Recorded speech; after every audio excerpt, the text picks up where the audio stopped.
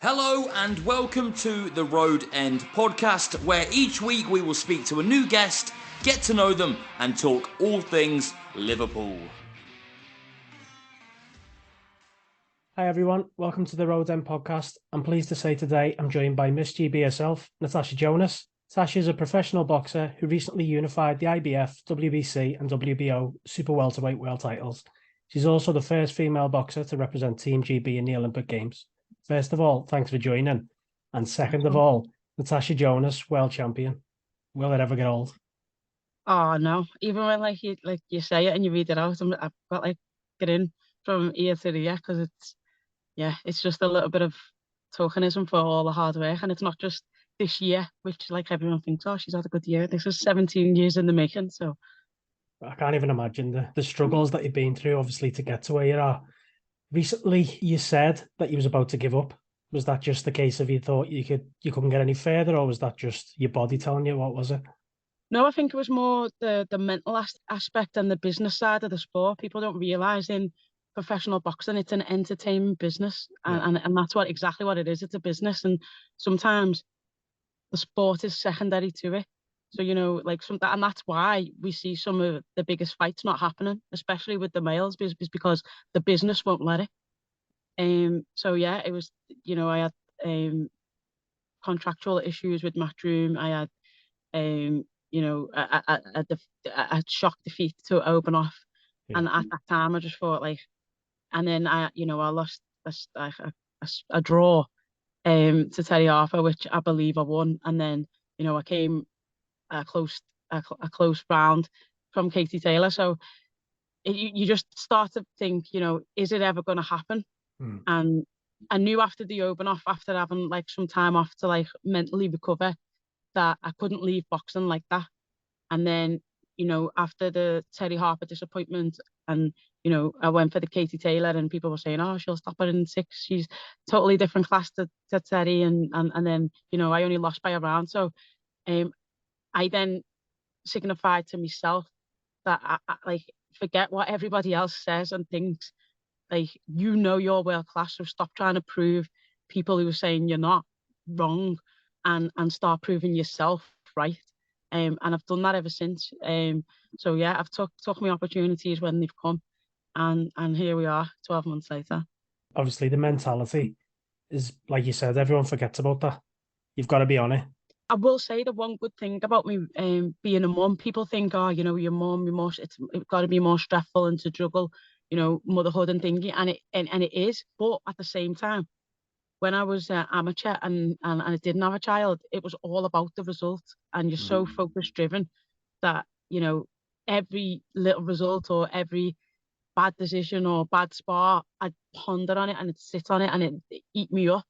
But then as a mum now, as soon as I leave the gym and walk into the house, I've just got to be mum. She doesn't care if I have a bad spar, or she doesn't care. Well, she does kind of care what medals I win if I come into school, but apart from that, she doesn't really care. I've just got to be mum to her, so it allows me that mental switch off. Yeah, I'm the same. No matter what you do, obviously yours is boxing, and in my day job, if I've had a shit day and I come home, the kids are there, you just have to forget about it, don't you? Because mum and dad mode's activated as soon as you walk through that door. Dropping her off at 8 o'clock to nursery and picking her up at 5. They were the same struggle my mates who work 9 to 5 have. So, I know that I'm not alone in them. So that's just a thing that every working parent goes through. So, successful family. Let's start. Your brother plays for the under-21s and he's just signed a professional contract. And your sister... It's my nephew. Everyone always thinks it's my brother, but it's my nephew. Your nephew? Lee Jonas. Yeah, where am I seeing that then? Sorry. So Lee Jonas's dad yeah, is my cousin, but we say we're brother and sister because we grew up together. Right, so, okay. But that's the dad, but he's actually the nephew. That clears it up then. Yeah. And I'm going to go, I hope it's your sister. Yeah. Your sister plays for Man United. Yeah. It's not a bad group, is it? There's also representatives for karate and my little cousin. We've got 2 nephews that play for Blackpool. One's on a scholarship already. Brilliant. And we've got a little niece that also plays for Everton ladies or Everton girls. So just success right through. Oh, and a bodybuilder, a professional bodybuilder. So bloody hell. We like to stretch our hands and try all sports. So well to that. So you played for Liverpool Girls when you was younger. I was just having a little read before. What was the reason for the career path change? So obviously you started off playing football. I assume you boxed as well. Why did you go down the boxing route? I didn't box. I had You no didn't box? intentions of boxing. No, no. Wow. So I was on a scholarship in America Mm. and got injured, and that was basically the end of my football career. Now you're talking, I don't like to admit it, but 18 years ago. So it was a intercruciate ligament damage, and it just meant now you're probably out 6 to 8 months, and you're back within the year. But but such a long time ago, it just meant I'd miss a whole season and more. Yeah. And I don't know if I'd ever play or be able to kick the ball the same way. So um, I decided not even to finish the scholarship because I hadn't really gone there to do the academic side. I went there to play football and be Mia Hammond. Football's soccer, as they call it, is huge over there, Yeah. even all that time ago. So when I came home, I'd put on a lot of weight. It was the first time probably in my life that I'd never done exercise for more than, a year. I'd lost the whole group of friends because I wasn't involved in football anymore. How And old are you? I'm 20. I'm 20 at 20 this and you hadn't time. boxed. 20 and I hadn't That boxed. is unbelievable, isn't it? I started going to my uncle's karate gym, and the woman who used to live over the road, the half used to watch it for him when he wasn't there. Used to see me going in and out, and her name was Sylvia Singleton. And she was my first ever coach at the Rotunda. She said, "Stop training by yourself and come along to this boxing club." And after months and months of bugging me, I thought, oh, like, just to shut her up, I'll go. And then when she asked me the next time, I'll say I didn't like it, I'm not going back. And I went, and like I say, that was 17 years ago, and never looked back since. And I didn't actually, I think I won my first ABAs on my 21st birthday. That's unbelievable, isn't it? Yeah, It yeah. sort of feels like it was just destined to happen then. Yeah, it wasn't a bad shout. Like yeah, I've done, I've come on, but it just so happened that every time I thought, right, this is as far as it's going to get in this sport, another opportunity had presented itself. Like I thought, boxing for the Rotunda was the best it was going to get, and then I win the ABAs, and then you start representing England. So then you go to the EUs, the Europeans, the world, and I think, right, this is as good as it's going to get. And then 2009, they say, well, actually, we're thinking it might be an Olympic sport. So then Team GB have to make a team, go to the assessment, and then 2010, it's decided that it's going to be an Olympic sport. I get on Team GB. I have lots of ups and downs there, and then eventually I get selected as the one person, well, as the one of the three to go to the only qualifier, and I qualified. So Some time and everything sort of fell into place there, hasn't it? 100%, 100%. So you started off in Rotunda, and as obviously many world champions have. I was speaking to Paul Smith recently, and he talks like massive about the gym and it being like a family. So, other than it being your first experience, what makes that gym like special and different? I think it's just when it's time to have fun, and when it's time to work. And like Paul said, it is a big extended family. Like I walked in there on the first day and didn't know a soul. And if like as a little girl playing football and playing with the lads, you're always standing at the back of the wall, and all the lads like choose the good players and then choose the best mates after that. And as the little girl, you're always standing there waiting, and that's what it felt like the first time I went in. And then within months of being there, I was just one of them. I was just one of the lads, unfortunately. And yeah, like it's just so welcoming and so comforting. They've always supported everything that I did. When it became apparent that I couldn't just always spar the lads and needed like female competition, but international competition, they'd always fund me to go. So yeah, it was a great gym to start with, and obviously all the talent that was around me. I was looking at Stephen Smith, Paul Smith, Callum Smith, Liam Smith, Bellew, Joe McNally, all these, Joe Selkirk, and I was thinking they're all on England and GB, and I was thinking, well, they only come from this club, so if I can, if I can do what they do and do the training that they do, and work as hard as them, then I can be where they got, and I did that. Brilliant. So I've watched you box plenty of times, and you've been in with the best. There's no question about that. You've had a couple of decisions not go your way, and that's like putting it politely, to be honest with you.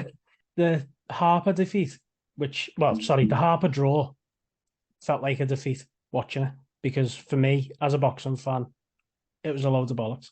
What's your opinion on that? And did you think, is this ever going to happen? Yeah, I think that was one of the moments when you like start to question it. the one that like I tried not to look at the negative. Once they've read the decision, it's never going to change. Yeah. So, and it's the same with the amateurs. There's times when I thought I've got a bit of being a bit hard done by. And I remember one of the French coaches saying, like, no matter what the result is, you always got a smile on your face, because once it's done, it's done. You can't. It's very rare that you can change it. So I tried to just take the positives from it, and one of the positives was everybody thought I would get beat, and I wasn't that level, and that she was too young, too quick, too fast, too sharp, too fit, too this, too that. And I was saying to everyone, "You're wrong," and no one would believe me. And I was like, "Okay, then we'll see."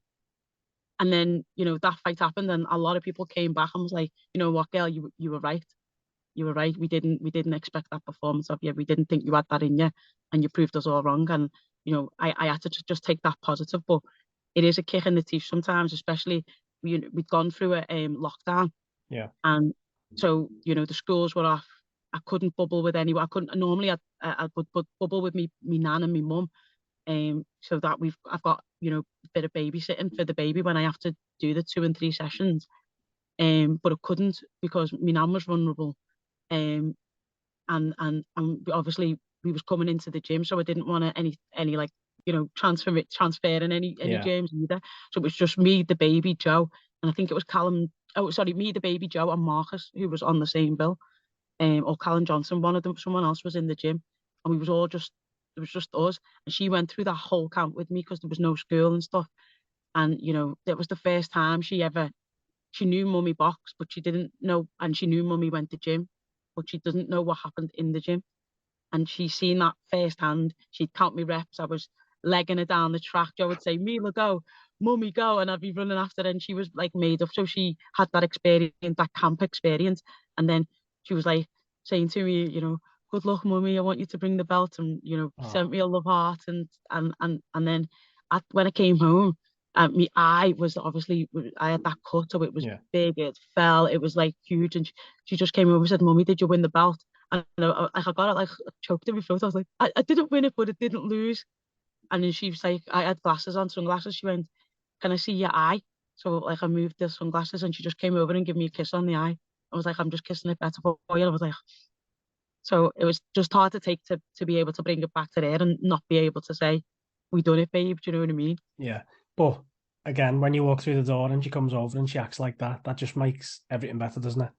Yeah, no, it did. But like just to say, like, baby, it is, like this is why I do it, because we get these, and this is just a symbol of what hard work creates or gives you. Well, what you said about the Harper fight, I also think, obviously social media is a nightmare anyway, but I also seen people, what they were saying about you with Taylor, like there was no chance, she's the greatest of all time, which, no disrespect to Kate Taylor, but she is unbelievable, and she's been there, she's done it. You put yourself across unbelievably well in that fight, and I don't think anyone gave you the chance. What do you think? Is it going to happen again? It wasn't the first time I've been in the ring with her. Yeah, amateurs. I'm hoping it won't be the last. But yeah, it's the same with the Terry Harper thing. Like they were saying, "Oh, this Katie's not Terry. She's classes above, and she'll stop you in 6, she'll stop you in 4. You won't it won't go the distance and all this." And I was like, okay, I just said the same thing. Okay, we'll see. And again, I think what the funny thing about fighting Katie is literally the whole of Ireland hates me for like 24 hours, and like the day before and up until the last bell, they all just hate me. But then after that, they're always like, "Oh, great performance. We love Tash." What's obviously you're going to have some time out now, but you're training, keeping yourself taken along. What's the plan for 2023? I imagine you're going to have all sorts of names calling you out. Clarissa Shields being one of them. I don't know what the situation is with that one, but I tend to find all the other fighters, barring probably you and Katie, don't really have much to say about anything really. You just enjoy it. You just enjoy the ride. Just whoever gets put in front of you, you box them. Whereas you got names like that who are just calling out everyone left, right, and centre. Who's next for you? Who do you want? I don't know. There's obviously the offer from Matchroom came in now. It wasn't as big as they make out. So there's that. There's obviously McCaskill, Chantel, the saying, Katie, Clarissa. at one point it felt like I had no options, and I was trying to force things to like kind of be in my favor. And as karma and luck would have it, now they are in my favor. So I've got a lot of options. Oh, Mary Spencer's another one. So I've got a lot of options, and that's all I've ever wanted. And people can have their opinion and say whatever they want, but at the end of the day, I'm going to choose, like I have done my whole life, what's best for me and what's best for my family. So, fans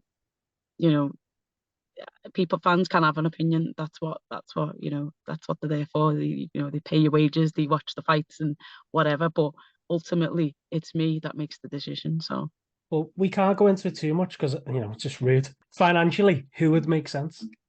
The biggest two financially, and not that I've had an offer for either, but I think the biggest two is easily Taylor and Shields, easily. Yeah.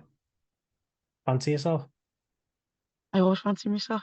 Good And you know what, to be fair, like, I still don't think we've seen the best me. I am like slightly improving and adding stuff to my game every fight. But like with Katie, people say, oh, her last fight, she's on the slide, and every time she's fought, like, I don't want to be disrespectful, but a slightly lesser opponent, she doesn't perform like the way we expect of her because we've got such high expectations of her. But I genuinely just think that she needs a big name to get herself up, and I'm exactly the same. Every time that I've got a big moment, I take it. I know you're a Red, and I think we had a little chat, and you said you've been to more games the last couple of years. So how do you find yourself in terms of football now? Are you as invested as you ever was? What do you think about the current situation at the club, and what's your thoughts on the season so far? It's been emotional, the season so far, and that's with the men and the women. You got the highs of the game against Chelsea, and then the defeat in the derby. So yeah, we haven't had the greatest start, but we're still not that far off top four, which is wild considering. We was a few points behind Man City, I think 21 last year at Christmas, so it's not impossible to pull it back. But yeah, I do probably go to more games. Like when I was a little kid, me and my dad had a season ticket probably up till my brother was born, and then he took it.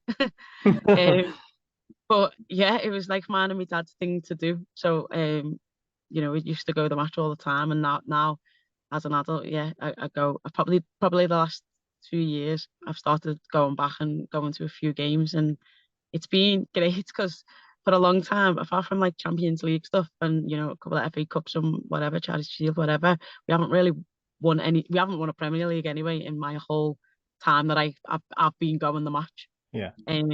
So to win the league, and even last year to be 1 point off in that game where when the City was behind, everyone in the crowd was like, it was horrible, wasn't it? Yeah. Oh, it was horrible. I went through so many emotions, but it's a good time to be a fan. We asked our guests to choose their ultimate five-a-side team who they've seen live playing for Liverpool. Let's find out what they said. You got 5 players. Crack on. Can I include myself? Of course you can. So I'm one of them. Who am I having? I'm going to keep it fairly new because as much as people talk about the old days and how good people were, I don't really remember that. Yeah. I'm going to keep it fairly modern. I'm going to say in goal. Oh God, that's even harder. Is it? We've had a few good goalies. We have. Fair. We've had a few good shot stoppers and penalty savers. Yeah. Oh God. No, I'm gonna switch. Leave the goalies. I'm gonna go. Goalie in and out. Yeah. Every goal change. I'll say Van Dijk and Carragher. You've got to have Stevie G in the team. Yeah. And Barnes. Oh, Barnes. Yeah. I like that. Barnes. Yeah, because it's usually Salah or Mane. Yeah, no, Barnes is just class. And you? Yeah, and me. But if not me, if I was choosing a striker, yeah, it's probably Mane. Because he's got ruled out the World Cup now, hasn't he? Devastating that. Is he? Yeah, I didn't even see that. Yeah, only last night. Mane or Fowler, actually. Hope you're listening, Robbie. I've got about 15 subs here. Right, nice one for that. No, I'll let you go because I know you've got stuff to crack on with. But no, I that's all right. just want to say thanks for coming on, taking your time out, and I wish you every bit of success because you deserve it, and you've got the attitude to get to the top. You're already at the top, but you can get even further, and you've got the hunger. So, keep it going, and everyone in the city is behind you. Nice one. Appreciate it. Appreciate all the support, and for any young person or a child out there in any sport, and it doesn't go right. Sometimes it feels like it's never going to happen, but if you work hard and never give up and believe in yourself, that anything's possible, and your time will come. Great message to finish on. Thanks very much. Hopefully catch you soon, Tasha. All right, thank you. Thanks to everyone for listening to today's episode. Don't forget to follow our social media, twitter.com/theroadendpod, and also our Instagram page, instagram.com/theroadendpod.